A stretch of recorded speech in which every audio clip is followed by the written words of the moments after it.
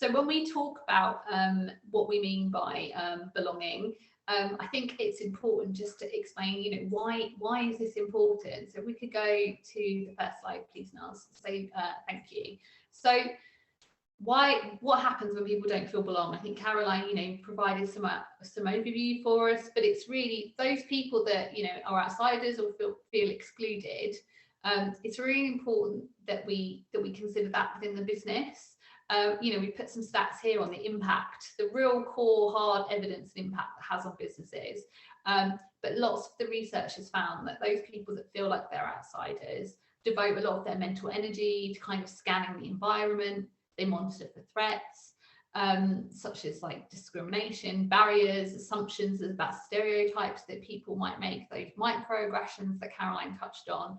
And you know, these have real world impacts. So I think when we talk about this topic, it can often feel quite high level, but there's really hard and tangible impact that it has on people. You know, as an example, and really importantly, how we tie well-being back and that belonging piece back to D&I. You know, Black people last year, from government research, Black people were more than 4 times as likely as white people to be detained under the Mental Health Act.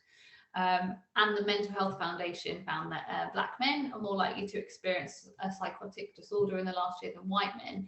And there's more research being looked at often that's about the impacts of racism, discrimination, and the socioeconomic inequalities and stigma that exists within society. So these really do have real life impacts.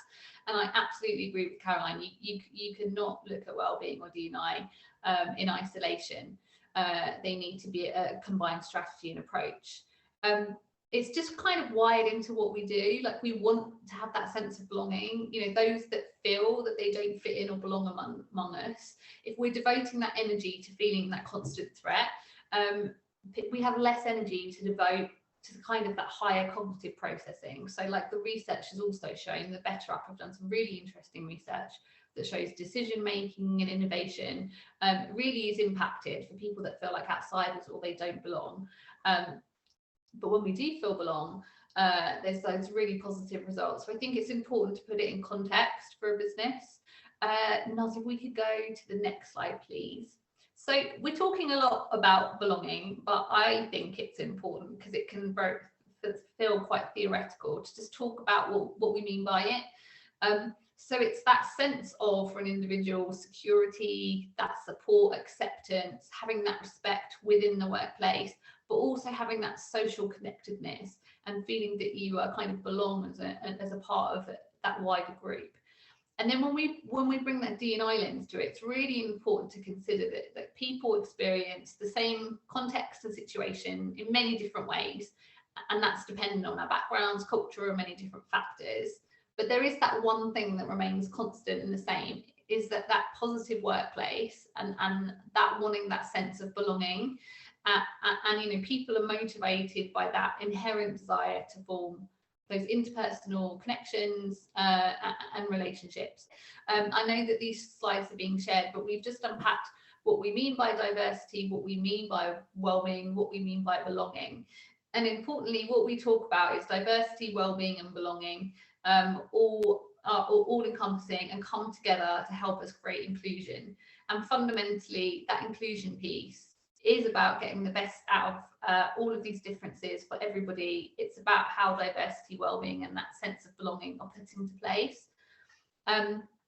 So we've gone a little bit further with that then, and on the next slide, our definition of belonging is, we really talk about, and as I've just mentioned, it's how diversity, well-being, and belonging are put into action when we talk about inclusion. And it's about creating that environment where our people feel valued, that they're able to bring different perspectives, their whole selves to work, where they're respected, but also where we really, really focus on where we need to put equity in place for some of our minority groups, so that we really focus on creating equal opportunities for all.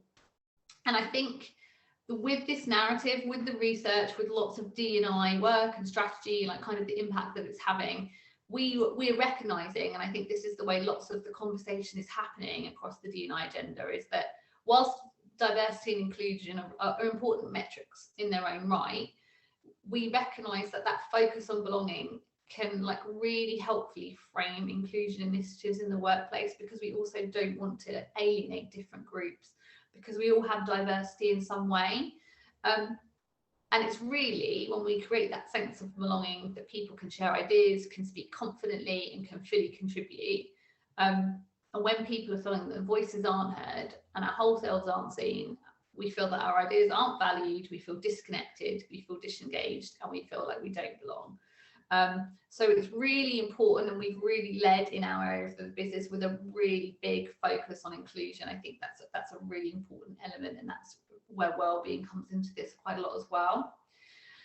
So you're probably then thinking, if we could pop onto our next slide, please. Where do I start? This all sounds great, but where's some practical things that we can focus on in terms of the business? And we really focused on our approach on talking about the fact, and we position this in everything we talk about in the business at Randstad, that inclusion is everyone's responsibility, that it's a conscious choice and a conscious action.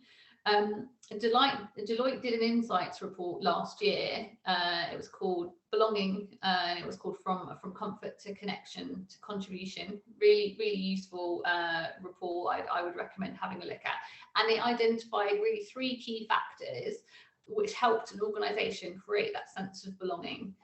And it looked at organisational culture, leadership behaviours, personal relationships.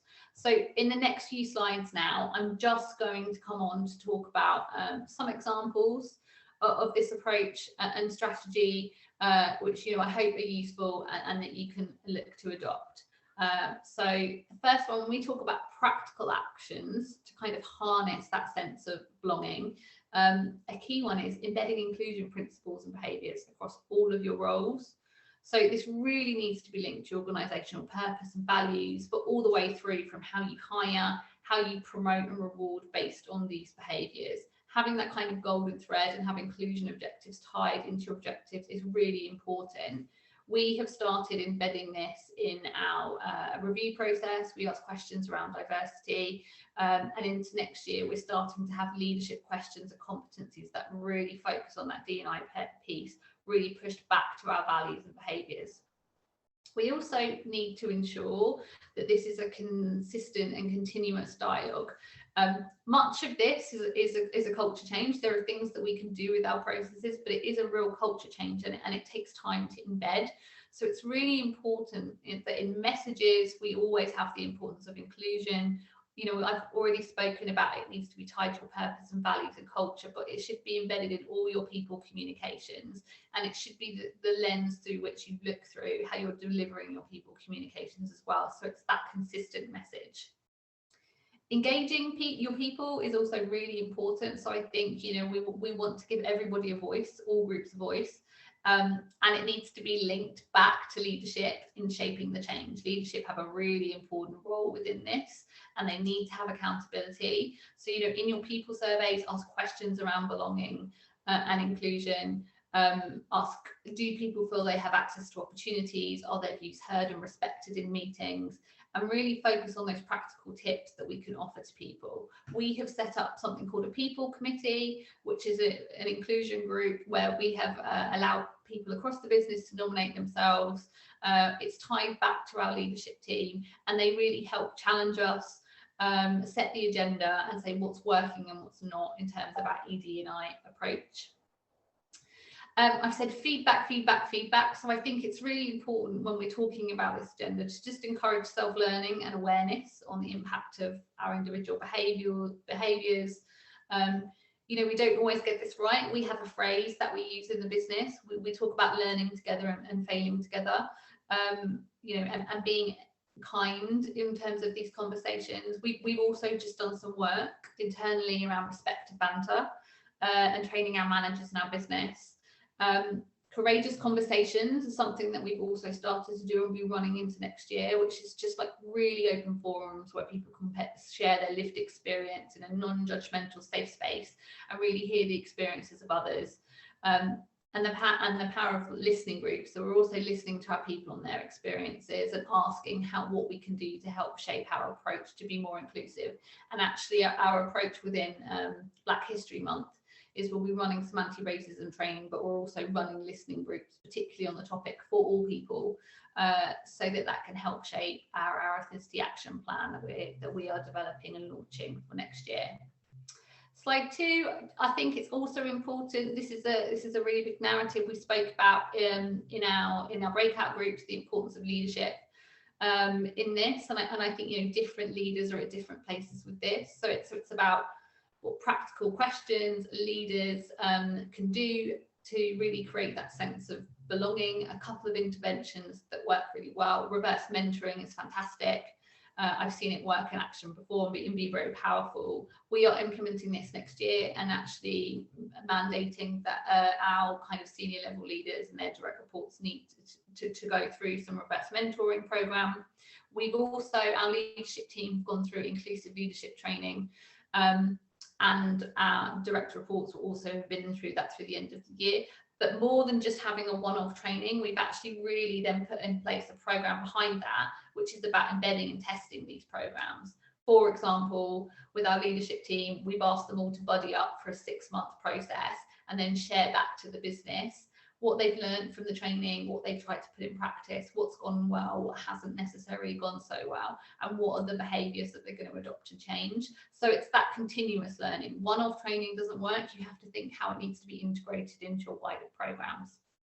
So we talked about the importance of that interconnectedness for wellbeing and that sense of belonging. And I know it's very difficult now with kind of that hybrid way of working, but it's about thinking about how we bring teams together in that hybrid way. You know, if you're coming back to the office, but people are still working at home, you know, think about having your team meetings all together in a virtual environment, potentially. Don't exclude certain groups, and think about what you can also do where you're maybe getting teams to work together, but from across the organisation that might not necessarily work together on different challenges.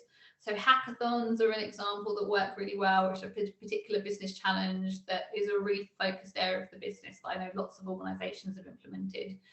We've had a group looking at social value in our area and our approach to that in the business, and we've got lots of different teams from marketing to HR to operational areas of the business to finance to come together to try and have a bit of a focus on this area. So they're all bringing different ideas, different challenges, and working together to build that more sense of belonging. I think, you know, celebrating that organisational diversity, so, you know, creating that safe space is really important where people share their personal stories. It has been emphasised to me several times about the importance of having people from underrepresented groups, that people visibly seeing leaders that look like them, that they can aspire to them to think, I can have a seat at the table here and that I belong. That is really important. I've heard that a lot from people. So, and that sharing of personal stories has been proven to be really important and innovative. And then I think demonstrating the importance of you know, really thinking about that inclusion lens and wanting everyone to have that sense of belonging within our benefits and initiatives. I think Caroline picked up on this, and I really agree. It's about, think about designing your benefits and your initiatives for all groups, not just you would be what we would typically consider the minority group to be. And with that said, also just think about asking your people what they want and what gaps we think they are, rather than just assuming. We're currently doing a benefits review at the moment, and there's so many different things that we can offer. But we're thinking, all right, we're going to run some groups just to ask our people and make sure that we've got a really representative population. Then I just want to touch on, just for time, I'm just going to be really, really brief, and I'll let you have a look at this when we share the slide pack. But we also talk very much about making this really, really practical. So we've got a slide that talks about conscious inclusion. How can I get involved? And this is really practical tips for our people that we have embedded across the business, and it's a focus for all of our inclusion and wellbeing campaigns. And we reiterate this when we onboard people into the business, all the way through, and our HRBPs help to reinforce this as well. From next year, we're expanding this. We've broken this out a little bit, and we've also had some separate behaviours for managers and leaders, but also for all of our people. So we're really making this really tangible and actionable for people in terms of what they need to do to be considering inclusion and to be making people feel like they belong within our organisation. And then finally, I would just like to ask in a final slide, what's the one thing that you are committing to? You know, I have said, and we do reiterate this quite a lot, but that everyone has a role to play in creating an inclusive environment.